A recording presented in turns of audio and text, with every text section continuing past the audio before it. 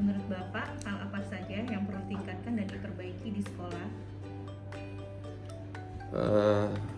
Berkaitan dengan kegiatan Merdeka Belajar yang sudah dicanangkan oleh Kemendikbud, ada beberapa hal yang perlu kita perbaiki di sekolah.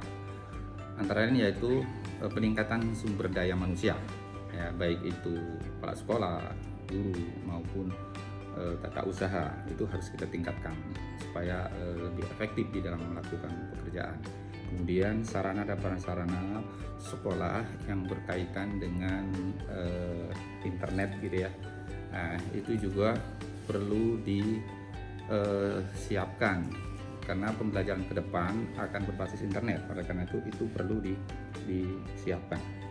Berikutnya adalah masalah kompetensi guru di dalam implementasi kurikulum. Itu juga mesti harus kita perbaiki. Apakah guru sudah betul-betul memahami tentang implementasi kurikulum? Saya kira itu yang barangkali harus kita perbaiki untuk dalam waktu dekat. Oke, pertanyaan selanjutnya, menurut Bapak, apakah guru telah melaksanakan pembelajaran yang berpusat kepada murid? Jika iya, bagaimana contohnya?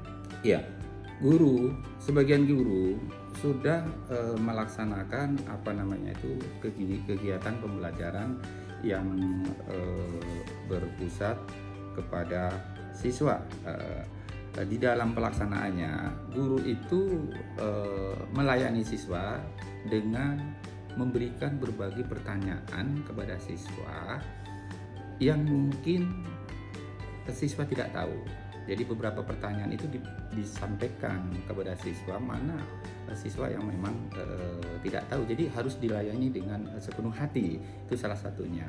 Kedua, bahwa kegiatan belajar mengajar di kelas itu tidak sepenuhnya dikendalikan oleh guru. Artinya siswa itu diberi kesempatan untuk bisa mengimplementasikan pengetahuan dan keterampilannya di dalam mengikuti kegiatan belajar mengajar. Artinya siswa bisa menghasilkan produk yang sesuai dengan bakat dan minat siswa. Itu salah satu implementasi bahwa belajar berpusat kepada siswa di sekolah SMA 18. Apa yang menjadi tantangan bagi guru dalam menerapkan pembelajaran yang berpusat pada murid? Yang pertama adalah implementasi kurikulum. Ya. Guru harus diberi pemahaman yang lebih bagaimana implementasi kurikulum dengan benar, gitu kan. Di SMA 18 ada sebagian guru yang belum mengimplementasikan kurikulum terutama K13 itu dengan benar. Artinya konsep-konsepnya itu harus kita kuasai dulu kepada semua guru sehingga dia apa yang dia tulis betul-betul bisa dilaksanakan gitu. Nah, ada beberapa guru yang dia tulis tapi tidak bisa dilaksanakan karena tidak ada pemahaman. Jadi itu yang pertama sekali. Yang kedua adalah penguasaan internet, hal yang sangat penting di dalam program Merdeka Belajar. Oleh karena itu peningkatan kompetensi di bidang internet kepada guru itu juga hal yang penting, termasuk sarana dan prasarana pendukung, sehingga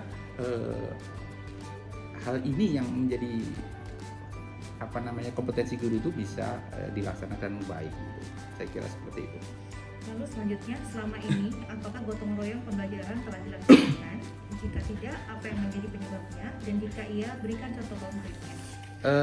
Di dalam kita gotong royong di dalam pembelajaran itu sering kita lakukan di sekolah. Di dalam tahun terakhir ini kami sudah membentuk tim asistensi guru masing-masing bidang studi. Jadi masing-masing bidang studi itu kita ambil guru yang mumpuni.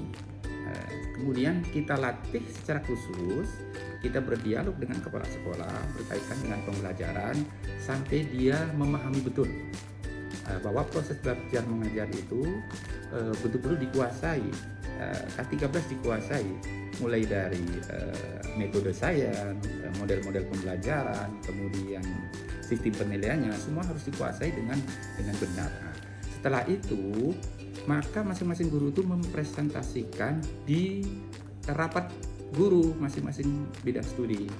itu kan di rapat, diberi kesempatan untuk menyampaikan. Nah, selanjutnya tidak hanya cukup di rapat, kalau waktunya tidak cukup maka dia bisa langsung ke teman satu rumpun bidang studi yang dia bawahi, nanti dia bisa langsung sharing di situ. Nah, itu adalah bentuk gotong royong yang sudah kita laksanakan di SMA 18 Palembang. Apa saja praktik baik yang dilaksanakan selama ini dan yang akan terus diterapkan dalam pembelajaran yang berdampak pada murid? Praktek baik yang sudah kita laksanakan adalah penanaman pendidikan karakter. Jadi setiap hari guru menanamkan pendidikan karakter. Bahkan kami mewajibkan setiap guru minimal satu tatap muka, satu karakter yang dia tanamkan. Sehingga semakin banyak karakter yang dia tanamkan guru, maka siswa akan tertanam karakter-karakter positif. Kemudian di samping itu ada di budaya bersih ya. Budaya bersih itu juga diterapkan. Artinya kondisi kelas, kondisi sekolah itu harus dalam kondisi bersih, termasuk WC dan sudut-sudut sekolah lainnya. Kemudian budaya sehat juga kita terapkan, misalnya dengan senam jantung, kemudian dengan senam setiap hari Jumat, itu kita sudah memiliki tim penanaman budaya sehat. Kemudian praktek saling membantu, yang seperti saya sebutkan, asistensi guru itu saling membantu. Jadi guru yang kurang di bidang kompetensi belajar nanti dibantu guru yang lain. Kemudian ada yang dari anak-anak muda ini yang mungkin lebih menguasai IT, dia akan membantu guru-guru yang senior yang mungkin ada kurangan di bidang IT. Itu adalah praktek-praktek yang saya kira sangat baik di SMA 18 Palembang. Apa saja sumber daya yang telah dimiliki untuk melaksanakan pembelajaran yang berpusat kepada murid? Yang pertama adalah sumber daya manusia, SDM. Itu adalah hal yang sangat positif. Jadi SDM itu adalah yang paling penting. Jadi harus dimanfaatkan dengan sebaiknya kan. SDM guru, SDM TU, juga siswa, ini merupakan hal yang sangat positif untuk dikelola dengan baik dan bisa kita gunakan ya untuk memberikan motivasi gitu kan, dan untuk efektivitas di dalam manajemen sekolah. Kemudian sarana prasarana yang ada kita manfaatkan secara semaksimal mungkin, kemudian kita rawat agar dapat lama gitu ya, karena kan kita terbatas sarana prasarana kan, apalagi berkaitan dengan elektronika gitu kan, jadi kita rawat dengan baik. Kemudian lingkungan sekolah juga bisa dijadikan sumber inspirasi untuk bisa mengelola sekolah dengan baik dan bisa berdampak kepada siswa. Dan berikutnya adalah tentang motivasi gitu kan. Jadi segala sesuatunya itu akan berjalan dengan baik kalau ada motivasi dari dalam. Jadi motivasi harus diberikan kepada warga sekolah untuk bisa membangun sekolah ini sehingga sekolah ini menjadi bagus. Selanjutnya, upaya apa saja yang telah dilakukan selama ini agar pembelajaran di sekolah semakin baik? Yang pertama, peningkatan mutu guru, ya kan? Mutu guru. Peningkatan mutu guru itu bisa dilakukan dengan cara peningkatan penguasaan kurikulum, kemudian dengan seminar, dengan webinar, memberikan informasi positif, kemudian bimbingan. Nah ini adalah berkaitan dengan peningkatan mutu guru. Artinya guru itu harus bermutu. Guru yang bermutu akan menghasilkan siswa yang bermutu. Nah gitu. Jadi keterampilan guru, kompetensi guru harus ditingkatkan terus-menerus, gitu kan. Walaupun guru mengajar, guru harus tetap belajar. Nah ini yang pertama. Yang kedua adalah peningkatan mutu sarana dan prasarana sekolah. Peningkatan mutu sarana dan prasarana sekolah perlu ditingkatkan agar guru yang bermutu tadi bisa terbantu dengan sarana dan prasarana yang ada di sekolah. Misalnya dengan fasilitas internet, podcast, kemudian pengembangan diri, kemudian penelitian, semua bahan-bahan harus ada di sekolah. Ini berkaitan dengan peningkatan kualitas sarana dan prasarana. Nah, kemudian berkaitan dengan siswa, kita juga membuat program-program ekstrakurikuler yang bermutu gitu kan. Jadi tidak asal-asalan saja gitu. Jadi dikaji apa kebutuhan siswa, apa minat siswa, sehingga program-program yang ditanamkan di sekolah itu betul-betul sesuai dengan minat dan bakat siswa di SMA 18 Palembang. Saya kira itu yang perlu dibutuhkan. Selanjutnya, apa harapan Bapak terhadap sekolah di masa yang akan datang? Sekolah ini akan menjadi contoh sekolah lainnya, ya, bisa menjadi contoh dalam segala hal. Misalnya di dalam aktivitas kegiatan baca mengajar, sekolah ini menjadi contoh yang lainnya. Kemudian sekolah ini tentu akan lebih maju ya, sebagai ke depan kalau insya Allah sekolah penggerak, maka sekolah ini akan lebih maju dan bisa bermanfaat buat sekolah-sekolah lainnya di sekeliling SMA 18 Palembang. Dan selanjutnya, 3 sampai 5 tahun ke depan, apa yang bisa dilakukan agar pembelajaran di sekolah kembali berdampak pada murid? Yang pertama, guru akan menguasai implementasi kurikulum dengan benar. Itu yang paling bagus ya. Jadi itu dulu. Kalau guru belum, susah. Jadi ke depan itu sudah guru sudah mampu lah gitu kan, mengimplementasi dengan benar. Kemudian sarana prasarana sekolah itu sudah mendukung aktivitas guru di dalam peningkatan mutu berbasis siswa. Itu. Jadi sarana prasarana sudah didukung. Artinya antara guru dengan sarana prasarana sudah berjalan seimbang gitu kan. Kemudian SDM sudah merata. Sumber daya manusianya sudah merata.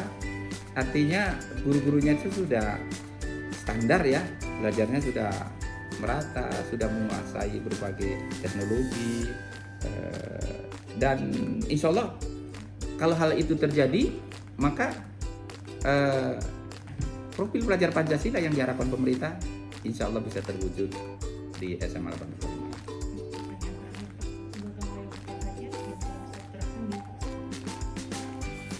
Yang pertama adalah kita menjaring komunitas ya, komunitas guru bidang studi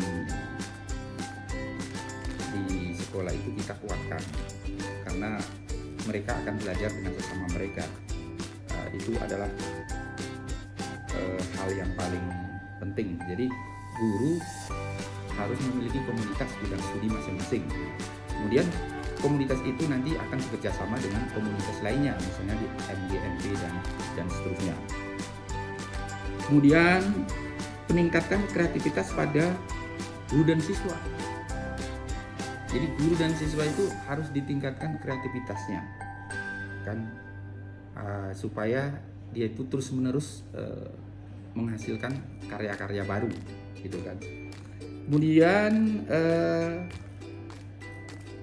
peningkatan kerjasama di bidang kolaborasi, ya, baik di luar sekolah, di dalam sekolah, itu sangat penting. Kerjasama antar guru itu akan dapat meningkatkan produktivitas belajar siswa. Jadi ini sangat penting ya, kalau guru bekerja sama dengan guru lain, terutama hal yang positif, maka akan bisa meningkatkan produktivitas belajar siswa. Yang terakhir adalah sikap kritis. Sikap kritis perlu dimiliki oleh seorang guru, kan? Karena sikap kritis ini kalau dikelola dengan baik akan menghasilkan mutu yang baik, kan? Mutu yang baik. Guru itu harus selalu bertanya mana yang tidak mampu, mana yang belum bisa, harus ada kekritisan di situ, sikap bertanya itu, sehingga bisa memperbaiki kekurangannya. Kalau guru tidak mau bertanya agak sulit, Jadi